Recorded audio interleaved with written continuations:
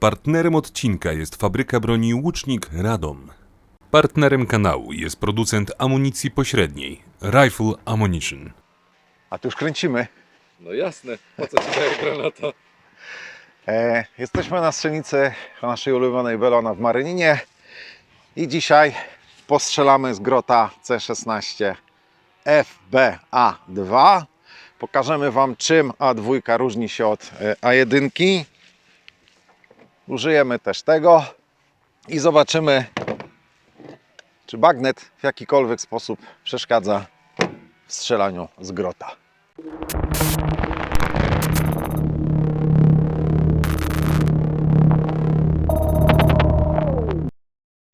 Grot A2, czyli zmodernizowana trochę wersja grota A1, ale dalej jest to grot, czyli mamy 16-calową lufę z urządzeniem wylotowym, które jest kołkowane na lufie, ono nie jest nakręcane.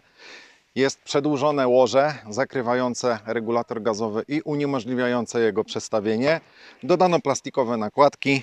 A dalej zewnętrznie jedyną jeszcze różnicą jest ten chwyt pistoletowy, który też jest poprawiony. Poza tym zewnętrznie jest to zasadniczo grot A1 i ma dokładnie taki sam układ konstrukcyjny, czyli mamy dwustronny selektor bezpiecznik, który można obsługiwać zarówno z prawej, jak i z lewej strony. Dwustronny przycisk zatrzasku zespołu ruchomego oraz dwustronny przycisk zrzutu magazynka, czy tam zatrzasku magazynka, jak kto woli. Z drugiej strony te manipulatory są dokładnie takie same. Bezpiecznik, przełącznik rodzaju ognia, przycisk zatrzasku magazynka i dźwigienka zatrzasku zespołu ruchomego. Podobnie dwustronna dźwignia przeładowania, już z poszerzonymi nakładkami, co jest... Zapomniałem powiedzieć, że to jest zewnętrzna różnica, ale to mówię teraz. Tak, na pierwszy rzut oka tego nie widać, trzeba się po prostu przyjrzeć, bo te nakładki są grubsze. Kolba zewnętrznie taka sama, chociaż przy składaniu, przy zamykaniu i otwieraniu ona stawia troszeczkę większy opór z uwagi na przekonstruowanie powierzchni zawiasu i teraz ta kolba ma mniejsze tendencje do samoczynnego otwarcia się w czasie przenoszenia karabinka. A jakie dokładnie różnice są pomiędzy grotem A2 i A1, to pokażę Wam na naszych deseczkach.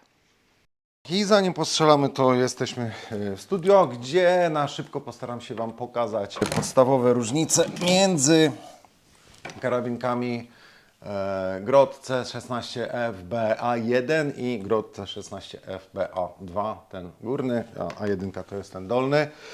Postaram się Wam pokazać te różnice, które może zauważyć użytkownik, bo oprócz tych że różnic wprowadzono w tym karabinku jeszcze zmiany stricte technologiczne, mające na celu usprawnienie procesu produkcji, zmniejszenie kosztów, poprawę logistyki, ale też podejrzewam, że wprowadzono zmiany w procesie produkcyjnym mające na celu chociażby poprawić trwałość powłok zewnętrznych tegoż karabinka. To, co widzicie na dole, to jest grot C16 FBA1, czyli taki, który był dosyć popularny w siłach zbrojnych. Teraz wszystkie już trafiają w standardzie A2, a egzemplarze A1, trafiając na jakieś remonty, przeglądy, są modernizowane do standardu A2.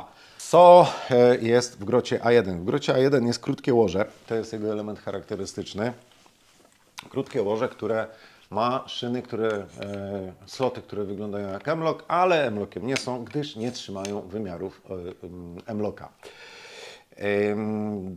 W zestawie dostarczane z karabinkiem były 3 odcinki szyn, 3 sztuki takich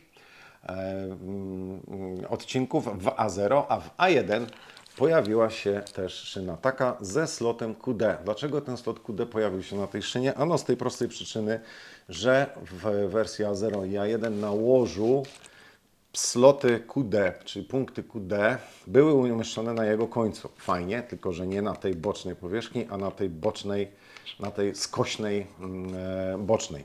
I w efekcie powodowało to tyle, że jak żołnierz zakładał pas tu jednym kudekiem, tu drugim kudekiem, przerzucał broń przez plecy, to ten karabinek miał tendencję do przekaszania się i żołnierze na to narzekali. Wymyślono w takim, aby temu zaradzić, taki to slocik QD montowany w gnieździe, znaczy w szynie i to rozwiązało problem i to już był element charakterystyczny wersji A1. W wersji A0 i A1 występował chwyt typu wiertarka, klasyczny, znany z Beryla, montowany na jeden z odcinków szyny, przyczepiony do spodu łoża. Kolejny element charakterystyczny dla A1 to chwyt pistoletowy. Tutaj mamy jakiegoś gumowego Magpula, były plastikowe Magpule, były też chwyty chyba izraelskie jakieś się trafiały. Raczej nie ma reguły, nie ma standardu.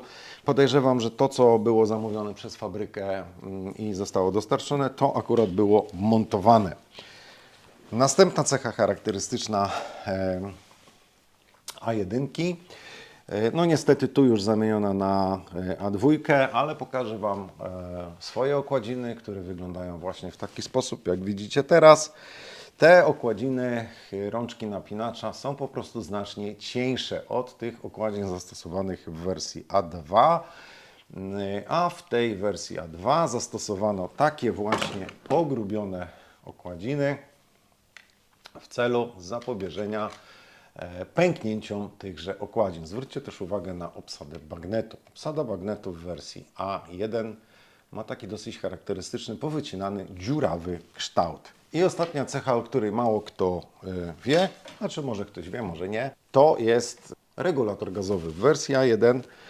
On ma dwa położenia, jak to zwykle w grocie, czyli 1 i 2, to jest 2, to jest 1, ale rozłożenie, znaczy wyjęcie tłoczka jest możliwe przez przekręcenie tego regulatora albo za pozycję 1 i wyjęcie, tak jak teraz, albo za pozycję 2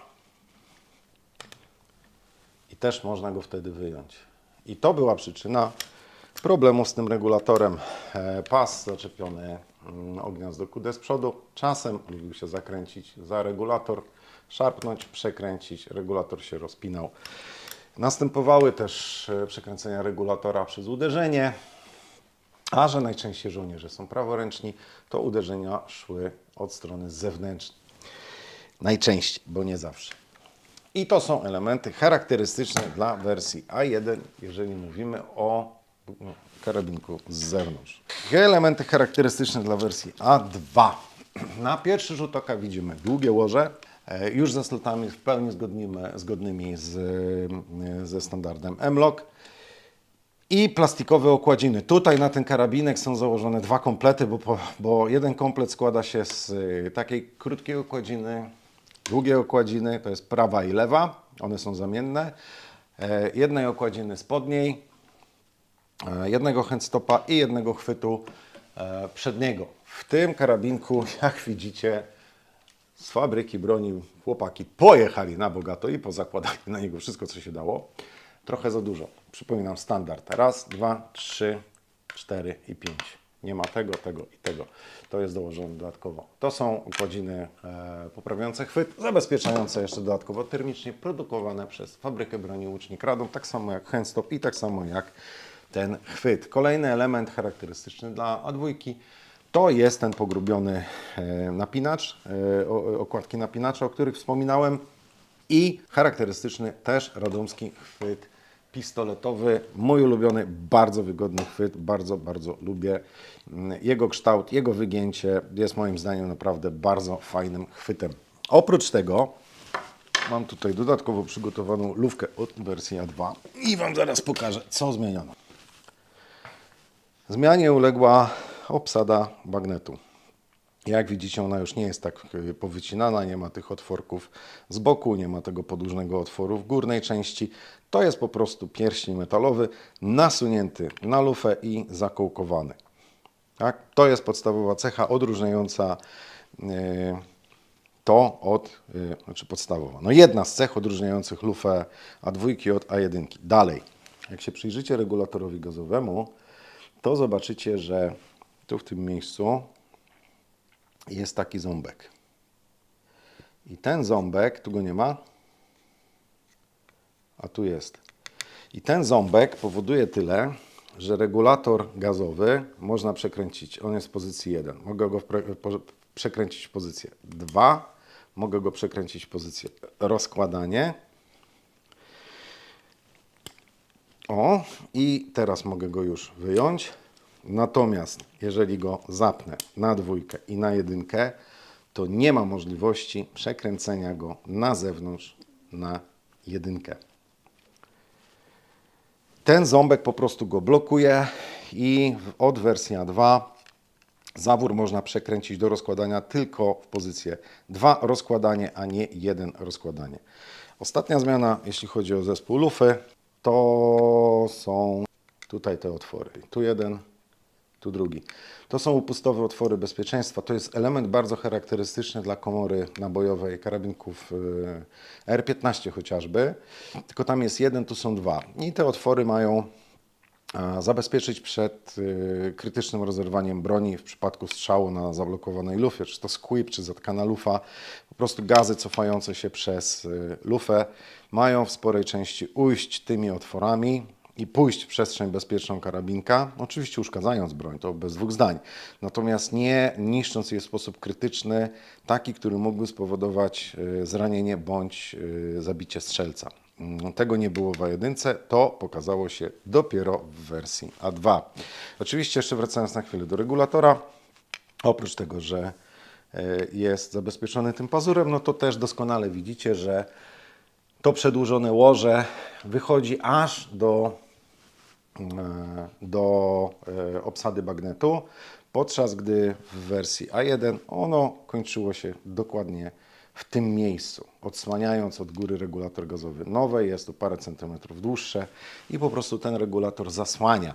Nie ma więc potrzeby stosowania pazura zabezpieczającego, który był stosowany w wersji A1, a zrobiłem film o tym pazurze i link do niego macie tutaj, więc jak jesteście ciekawi, o co chodzi z pazurem zabezpieczającym montowanym na łożu, to zapraszam do obejrzenia tego filmu. A ja teraz rozłożę te karabinki i zobaczymy, czym różnią się w środku. Dobra, karabinki rozłożone. Nie pokazywałem Wam, jak się to robi. Jak bardzo chcecie, to tutaj na górze macie link do filmu o tym, jak się grota rozkłada. W kolejnych seriach możecie zobaczyć, jak się go czyści i składa. Więc przejdźmy, żeby nie przedłużać. Co zmieniono wewnątrz tego karabinka? No więc zmieniono kolbę. Po lewej, czyli tu mamy kolbę do A1, tu mamy kolbę do A2. Jaka jest różnica? Zobaczcie na ten element tył albo przód, zależy od której strony patrzeć. Tę część kolby, która jest zaraz przy zatrzasku i przy zawiasie. W A1 wygląda tak, jest na gładko i jest taki dosyć spory uskok. W A2 pojawiło się żebrowanie wzmacniające cały ten element tu w środku i zabezpieczające dodatkowo kolbę przed możliwością jej złamania, bo takie przypadki też się zdarzały. Tak, jak widzicie, cały ten element wewnątrz jest wypełniony taką formą żebrowania i wygląda na dużo bardziej pancerny i solidny niż miało to miejsce w wersji A1. Dodatkowo zmieniono też troszeczkę charakterystykę pracy zawiasu kolby poprzez zmianę kształtu, delikatną zmianę kształtu tych krzywek. Ja mam tutaj w ręku A1, ale to nie ma znaczenia. Chodzi po prostu o to, że przekonstruowano trochę te elementy tutaj i uzyskano tyle, że teraz kolbę otwiera się ciężej, z większym oporem i też z większym oporem ona jest złożona na bok broni, dzięki czemu trudniej jest ją przypadkowo rozłożyć. Ostatnią zmianą wewnętrzną jest iglica.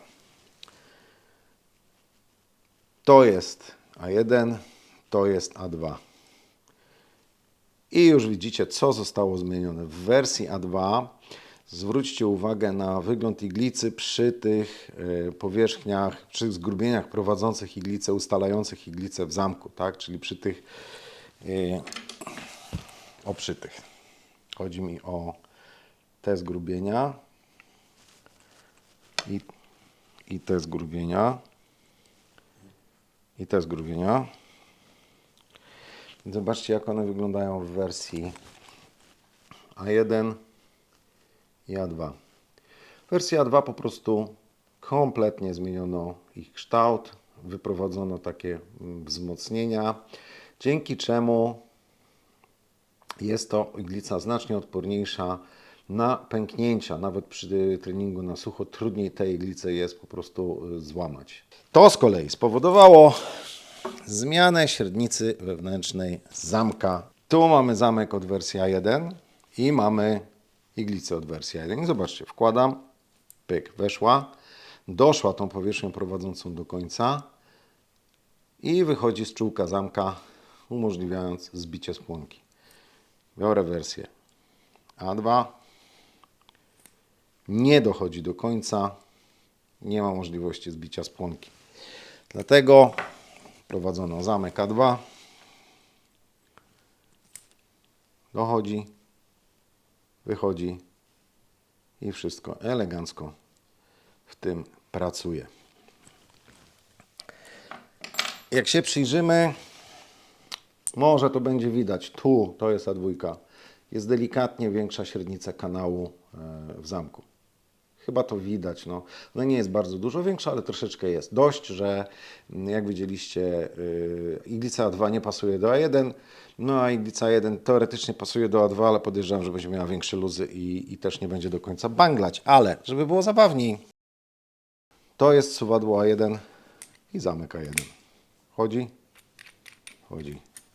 Suwadło A1, zamek A2, chodzi, chodzi. Suwadło A2, zamek A2, wchodzi, wchodzi. A1 wchodzi, wchodzi. Zamki różnią się tylko wymiarem wewnętrznym i nie różnią się wymiarem zewnętrznym. Dzięki temu nie było konieczności wymiany suwadła. I jedyne elementy, które przy modernizacji A2 wymieniono, to jest zamek i iglica, bo pozostałe elementy są dokładnie takie same jak w wersji A1. Dobra, składam i pokażę Wam jeszcze dwie rzeczy. Pokażę Wam montaż granatnika i mocowanie bagnetu. Na dole pod filmem znajdziecie link do artykułu, w którym dokładnie opisuję ten bagnet. Jest też opisany ten bagnet Tanto, który był drugim projektem. I tam będziecie mogli sobie wszyściutko przeczytać. O co chodzi z bagnetem w grocie? Otóż on jest bardzo nietypowo mocowany, no bo jak widzicie, bagnet nie ma oczka do mocowania wielcu, zamiast oczka ma taki hak. I to jest zaczep, którym się łączy bagnet z lufą karabinka, tak? Tu jest to, co współpracuje z zatrzaskiem, a to się łączy z lufą. Tylko nie ma pierścienia obejmującego lufę czy urządzenia wylotowe w klasycznych bagnetach, a jest właśnie taki hak. I bagnet do grota montuje się w ten sposób. Można sobie ułatwić przez naciśnięcie. I bagnet siedzi. I teraz wiele osób myśli, że to jest bardzo głupi pomysł, no bo bagnet jest wsadzony w lufę, Matko Bosko, tutaj wchodzi ta blacha, na pewno nie da się strzelić, bagnet szpuntowy i tak dalej, i tak dalej. No otóż nie, jak się przyjrzycie, to zobaczycie, że to mocowanie bagnetu jest poniżej osi przewodu lufy, czyli pocisk spokojnie nad tym przejdzie, co pokażę Wam za parę chwil na strzelnicy, bo będziemy strzelać z tym bagnetem. No, bagnet jest zamocowany dość stabilnie, oczywiście jest to nietypowe mocowanie bagnetu, nie założy się na tym bagnetów natowskich i tak dalej, ale to nie o to chodzi, tak? Miał być bagnet, można się kłócić, czy bagnet jest potrzebny, czy nie jest potrzebny. Wojsko chciało bagnet, wojsko bagnet dostało całkiem użytkowy nóż polowy z tego bagnetu, nie najgorszy bagnet. A jeszcze taka uwaga, dlaczego w karabinku wojskowym urządzenie wylotowe jest nasuwane, wprasowywane niemalże i kołkowane? Ano właśnie dlatego, żeby nie można go było wymienić na urządzenie inne i żeby ono się nie przekręciło, bo kluczem do mocowania bagnetu na tym urządzeniu jest to podcięcie. Tu jest taki, tu w tym miejscu jest taki rowek, w który wchodzi ten zaczep na tym mini jelcu bagnetu i on tam jest ustalany. Gdyby to urządzenie się przesunęło w którąś stronę, no to byśmy po prostu nie byli w stanie założyć bagnetu. Jakbyśmy to urządzenie wymienili na inne, to też nie bylibyśmy w stanie założyć bagnetu. Dobra, tyle gadania o tym bagnecie. A jak to chodzi na ostrej, to za chwileczkę Wam pokażemy na strzelnicy. Pogoda sprawy nie ułatwia, chłodno jest, ale walczymy z tym, co mamy. Zaczniemy od przystrzeliwania, bo postawiłem swój celownik na tym grocie, żeby wygodniej strzelać, więc przystrzelamy go na 50 metrów. Później przejdziemy do zrobimy jakieś dubleciki, jakąś seryjkę, sprawdzimy ten bagnes, sprawdzimy granatnik. Przy okazji proszę Was tradycyjnie o suba, lajka, serduszko, komentarz, jeśli lubicie naszą robotę. I przy okazji dziękuję fabryce broni Łucznik Radom za wypożyczenie karabinków, firmie Cyngiel za to, że ogarnęła to od strony kwitologiczno-formalnej. Robert jest tu z nami dzisiaj. Pokaż Roberta. Cześć Robert. I firmie Works 11 za to, że wsparła nas, zapewniając amunicję. No i co? Strzelę 3. Zobaczymy, jak szybko uda mi się wyzerować ten celownik. I przejdziemy do następnych działań z grotem C16 H2.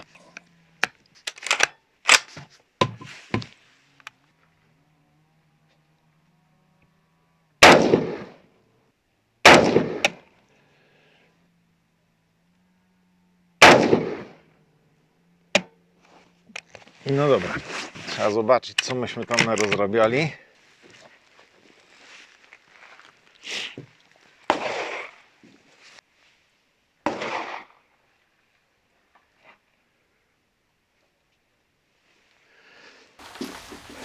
Co żeś tam ustrzelił? Wiesz co, jest prawo-dół, no ale to nic dziwnego, bo celownik był ostatnio używany. Czekaj, na czym ja z niego strzelałem? Easy, Zion. Na Zionie.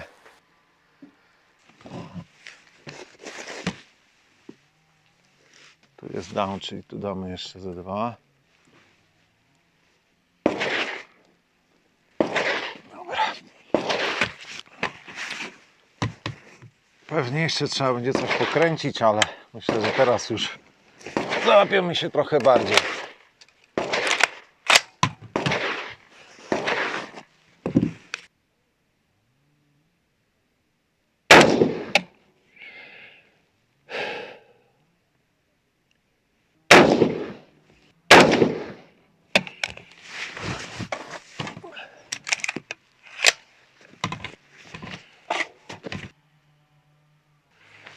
Radziecka technika. Idę do tej tarczy.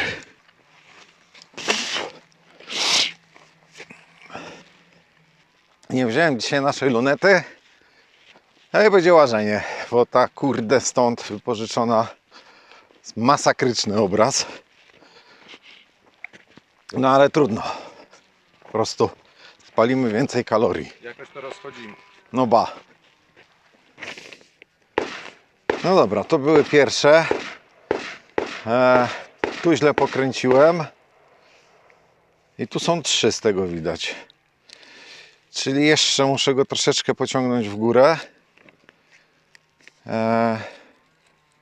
I jeszcze w lewo. Jakieś 4 w górę i 8 w lewo.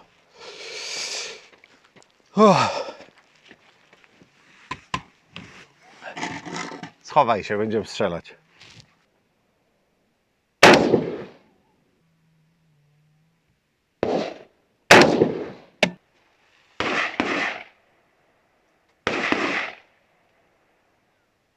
Chyba przeholowałem trochę w lewo, ale zaczyna to jakoś wyglądać. Ale muszę tam podejść, bo... No podejdź, a ja poczekam. Dobrze.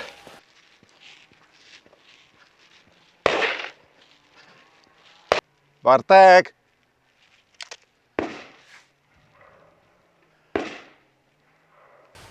Miałem tu poczekać. I zobaczcie. To są te ostatnie 3 strzały. No kliknę go 2 w prawo, bo trochę za mocno przejechałem. Strzelamy znowu tą amunicją Rifle Ammunition. Dziękujemy firmie Rifle Ammunition za kulki. Czyli na 100 metrów. Niestety będę się spodziewał, że ona będzie miała trochę większy rozrzut. Więc te wyniki nie będą miarodajne, a nie wziąłem dzisiaj amunicji fabrycznej, ale zobaczymy. No, tutaj to było zdecydowanie no, zasadniczo submoa. Jak to kliknę jeszcze 2 w prawo, no to już będziemy mogli przejść do dynamicznych rzeczy. To jest ten moment, w którym na montażu wkładamy przyspieszenie.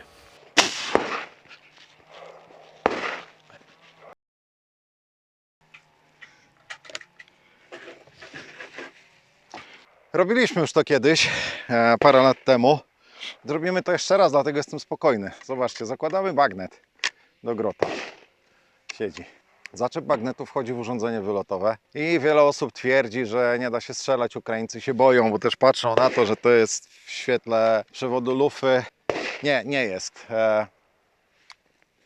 Pójdę po okulary. Zgodnie z zasadami BHP. Dobra, już jestem. Strzelimy z tym bagnetem z grota, żeby wszystkim pokazać, że założenie bagnetu do grota absolutnie nie uniemożliwia strzelania. Zobaczcie.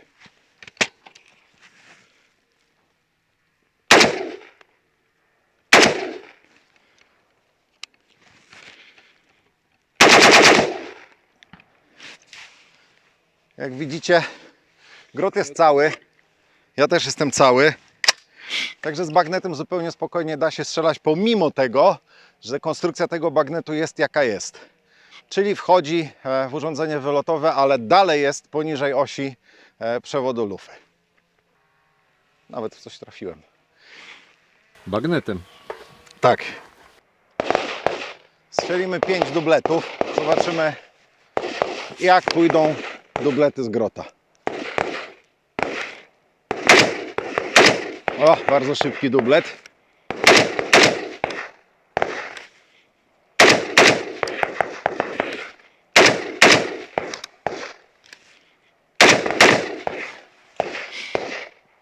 Idzie mi to ślamazarnie strasznie, chodźcie do tarczy. No ale to jest ten wojskowy spust. On niestety nie jest bardzo łatwy do strzelania dubletów. Raz, dwa, trzy, cztery, pięć, sześć, siedem, osiem, dziewięć, jeden odskoczył. Tu jest całkiem nieźle. No to jest generalnie, gdyby to była sportowa tarcza, no to jest wszystko alfa, tak? Z jednym odskokiem nie jest najgorzej. To co, strzelimy serią? Strzelimy serią.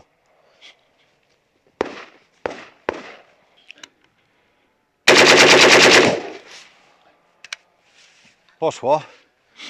To jest strzelanie serią. Nie wszystko mi weszło w tarczę, jestem tego pewny. Ale tak się niestety strzela serią, no. Liczymy. Raz, dwa, trzy, cztery, pięć, sześć, siedem, 10, 11, 12, 13, 14, 15, 16, 17, 18, 19. Jeden mi chyba gdzieś uciekł, chyba że czegoś nie policzyłem. Ten policzyłeś 2 razy. Tak, tak. Tu mamy I tu jeden. 2. No ale zobaczcie, z 10 wystrzelonych 8 weszło w sylwetkę, jeden tu i jeden tu. Tak? Czyli nie najgorzej. A teraz zrobimy jeszcze jedną rzecz. Założymy do grota granatnik, obciążymy go troszeczkę z przodu i strzelimy jeszcze raz dublety i strzelimy jeszcze raz seryjkę.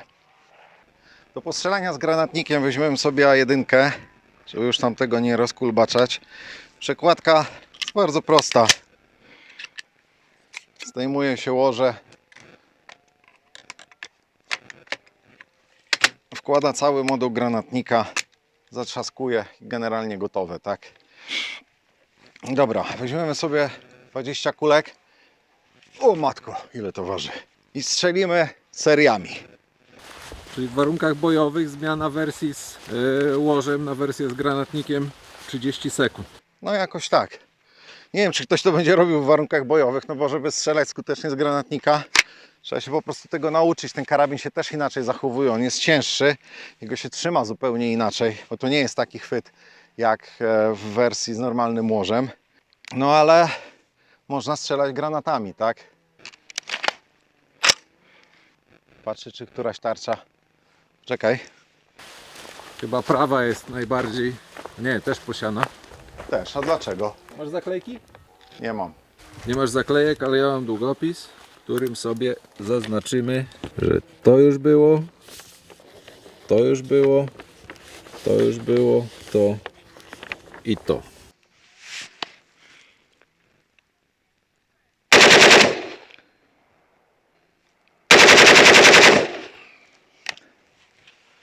No i poszło 20. Dużo lepiej strzela się z granatnikiem seriami. Trzyma się go gorzej, ale przez obciążenie go kilogramem to jest naprawdę bardzo duża różnica. No co prawda rzadko strzelam ciągłym. Raz, dwa, trzy, cztery, pięć, sześć, 7, 8, 9, 10, 11, 12, 13, 14, 15, 16, 17, 18.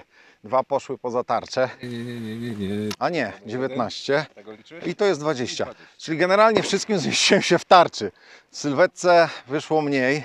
Raz, dwa, trzy, cztery, pięć, sześć, 7, 8, 9.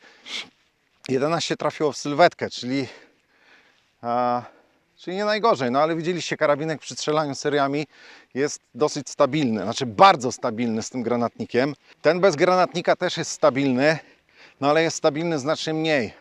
Oczywiście, jeżeli się strzela dużo seriami, to można się nauczyć kontrolowanego ognia. Przy czym strzelanie seriami nigdy nie będzie tak precyzyjne jak szybkie wielostrzały, tak? Bo jednak oddziaływanie broni na strzelca przy ogniu ciągłym jest zupełnie inne niż przy ogniu pojedynczym. No ale to takie prawa strzelania.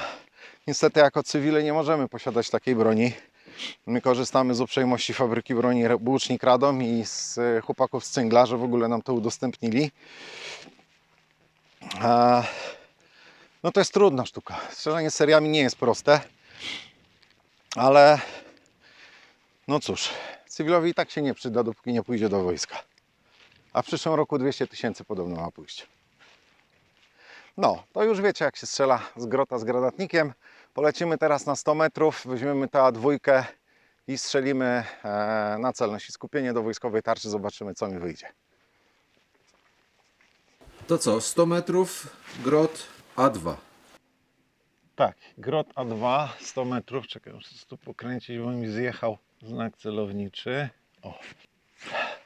No powiem Wam, że różnica ustawienia, bo to było na Zajonie. No trzeba sporo pokręcić, natomiast no nie tyle, co było kręcone w Berylu. Tam to była pogoń za znakiem celowniczym. Dobra, sprawdźmy tego grota na pojedynczy. Lecimy. Też celuję w środek tarczy, nie odnoszę poprawki.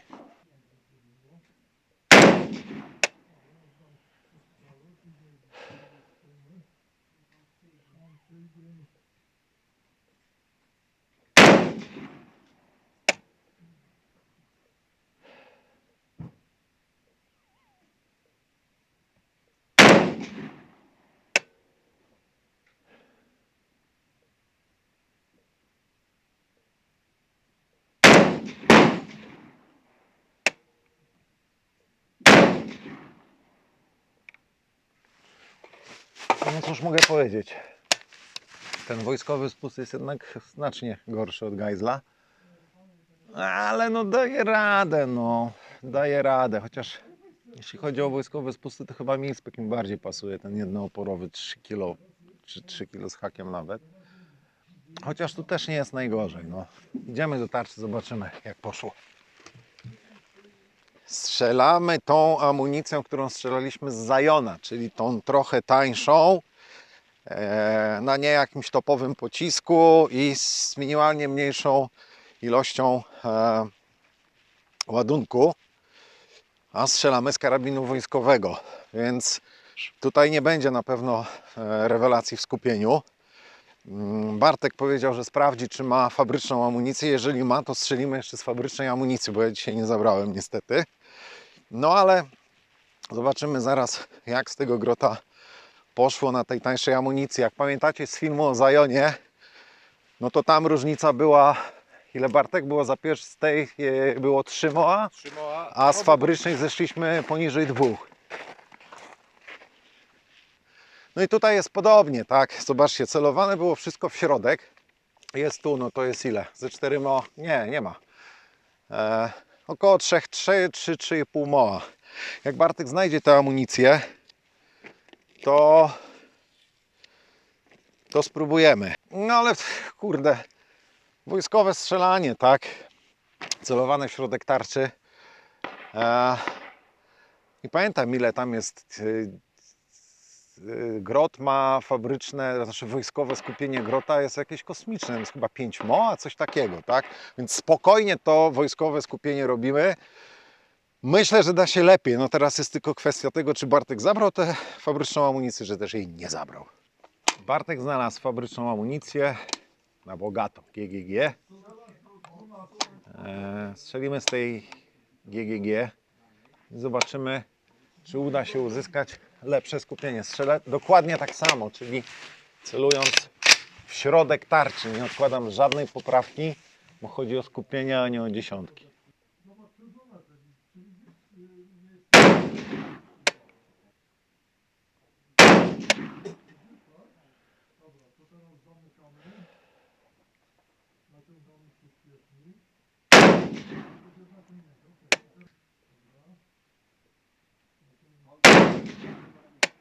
Ten mi poszedł pewnie lewo góra.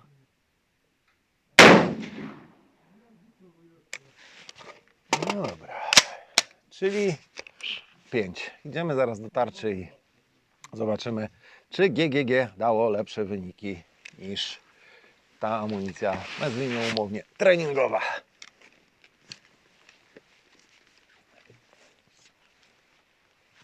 Raz, dwa, trzy, cztery, 5 tu było tak. No to tu wyszło nawet trochę gorzej. No ja podejrzewam, że to już ja popełniałem błędy. Poza tym zobaczcie też, jaka jest różnica w samej kulce, tak? Tu średni punkt trafień tu, a tu średni punkt trafień tu. Jest takie przesunięcie przy zmianie pocisku naboju, bo pocisk jest o tej samej masie, 55 grainów. Bardzo jestem ciekaw, jakby strzelić jakąś 62, 70. To powinno dać dobre wyniki, tak? No oczywiście jedno i drugie skupienie, to pierwsze strzelanie było lepsze. To drugie troszeczkę gorsze, no z tym odskokiem, jakby on był, to by było super. Normę wojskową trzymają, bez dwóch zdań. Te 15 chyba centymetrów. Przy czym z tego no, naprawdę chyba trzeba by strzelać tą ciężką wojskową amunicją 5,56 na 45 i wtedy pewnie byłoby lepiej. Wstydu nie ma, ale chwalić się też nie ma czym. A nie, dobra. Pogadamy o tym karabinie, jak będziemy wracać. Ja będę jechał, Bartek będzie kręcił i będę mógł sobie ględzić. Szybciej nam droga do Warszawy zleci.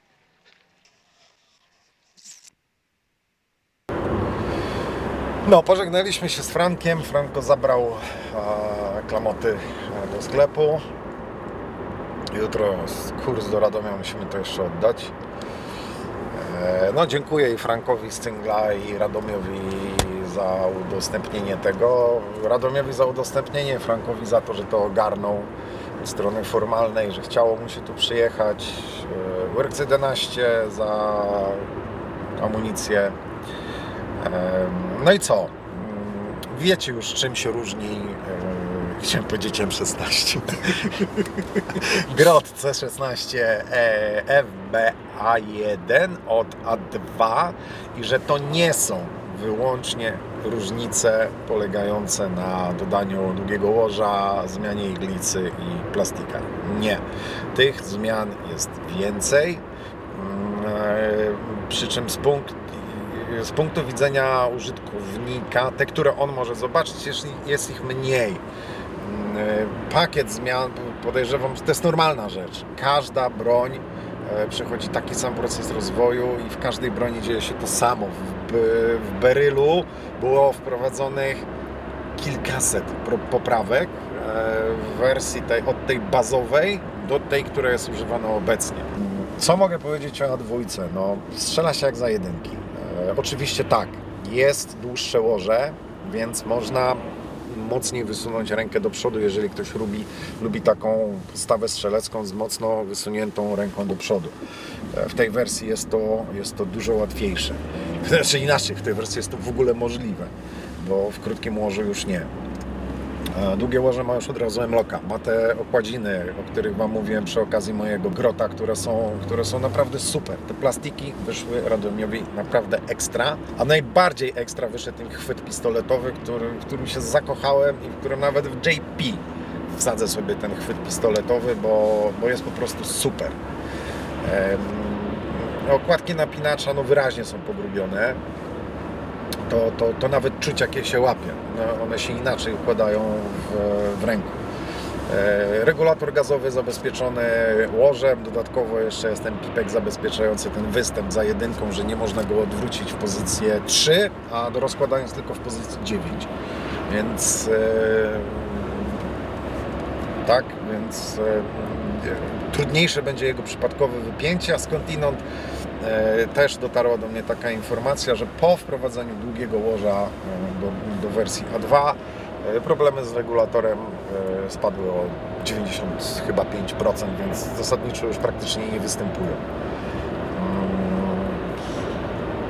Tak, widzieliście, rozwialiśmy, myślę, po raz kolejny wszystkie wątpliwości co do montażu tego bagnetu i proszę już przestańcie opowiadać bajki, że bagnet do grota jest bagnetem szpuntowym i że uniemożliwia strzelanie. Umożliwia i strzeliłem pojedynczym i strzeliłem serią i bagnet nie odpadł i karabin się nie rozleciał i królik przeżył, więc generalnie daje się zupełnie spokojnie strzelać z tym bagnetem, aczkolwiek przy strzelaniu z bagnetem trzeba też pamiętać o jednej rzeczy, mianowicie o tym samym, co przy strzelaniu z tłumikami. Na końcu lufy wieszasz kilkaset gramów dodatkowych, które no jednak tę lufę troszeczkę ugną. No, bagnet jest chyba lżejszy trochę od tłumika, ale myślę, że też może mieć jakiś tam wpływ. Z drugiej strony lufa grota jest dosyć sztywna, bo ona jest stosunkowo gruba i jeszcze ma te rowkowania, które poprawiają jej sztywność, więc może to ugnięcie nie będzie takie duże, ale przy strzelaniu z bagnetem trzeba by jednak najpierw sprawdzić, nawet na 50 metrach, czy jest jakieś przesunięcie, czy go po prostu nie ma.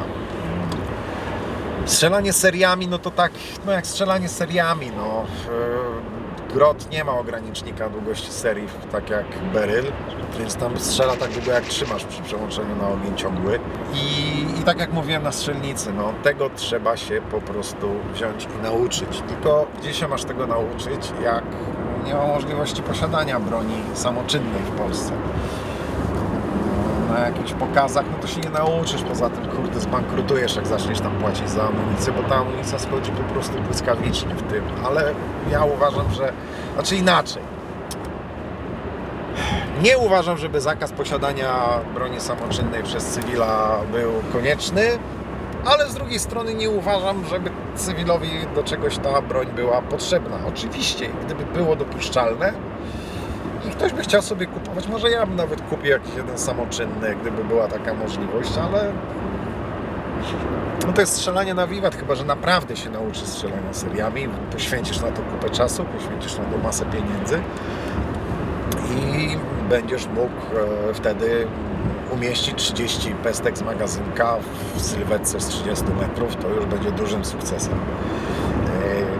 Sytuacja zmienia się diametralnie po założeniu granatnika, ale to jest dodane kilo z hakiem do masy karabinka. Pomimo mniej wygodnego chwytu, no to dociążenie tego karabinka powoduje, że dużo łatwiej jest go opanować przy strzelaniu ogniem ciągłym. I to było naprawdę zauważalne z punktu widzenia strzelca. Co mogę powiedzieć, czy kupiłbym grota A2? Nie kupiłbym, dlatego że nie ma w sprzedaży grotów A2. Jest coś, co jest cywilnym A2, no ale to nie jest do końca A2, odpowiednik A2 wojskowej, bo nie ma zmienionej iglicy. Nie wiem, czy w każdym seryjnym jest już wprowadzony ta blokada obrotu regulatora gazowego. A zapomniałem Wam powiedzieć, że jedną ze zmian to jest jeszcze jak się zdejmie łoże, to w A2 są bardzo wyraźne oznaczenia pod tą śrubą mocującą lufę. Jest taka strzałka, tak, i z jednej strony jest kłódeczka otwarta, a z drugiej strony jest kłódeczka zamknięta, żeby już nikt nie miał wątpliwości, w którą stronę się kręci żeby po prostu poluźnić zacisk i zdemontować lufę z grota. Czy jest duża różnica pomiędzy A1 a A2 przy strzelaniu? Nie ma żadnej. Tak naprawdę poza ergonomią plastików i tym, że mogę go dalej złapać przez dłuższe łoże, nie ma żadnej różnicy. To jest dokładnie ten sam karabin z punktu widzenia odczuć strzelca. Celność, celność wojskowa, może ja się trochę nie przyłożyłem, może nie pamiętam jaka jest różnica w skoku gwintu między lufą wojskową a lufą cywilną, bo chyba jest ta różnica i chyba ta wojskowa jest jednak do cięższej amunicji, więc tej lżejszej może nie stabilizować aż tak dokładnie. Wojskowe skupienie utrzyma, ja ze swojego cywilnego grota robię znacznie lepsze wyniki na 100 metrów, tam w granicach 1,5 da się z tego wycisnąć. Oczywiście to jest kwestia zastosowania amunicji odpowiedniej, kwestia przystrzelania tego karabinka. Tak. Nie wiem też jaki przebieg miała ta broń, bo to są egzemplarze demonstracyjne, więc one tam podejrzewam dostają po systemach w czasie wszystkich pokazów. Na paru byłem, to tam się lufy grzały, jak ludzie się dorywali do strzelania. Więc ten karabin może też być już troszeczkę wystrzelany sam z siebie po prostu. Dobra, tyle. Kończąc, proszę tradycyjnie, jeśli Wam się podoba, like, dzwoneczek, subskrypcja, komentarz dla zasięgów i widzimy się w następnym filmie. Pozdrawiam serdecznie tych, co pozdrawiają operatora.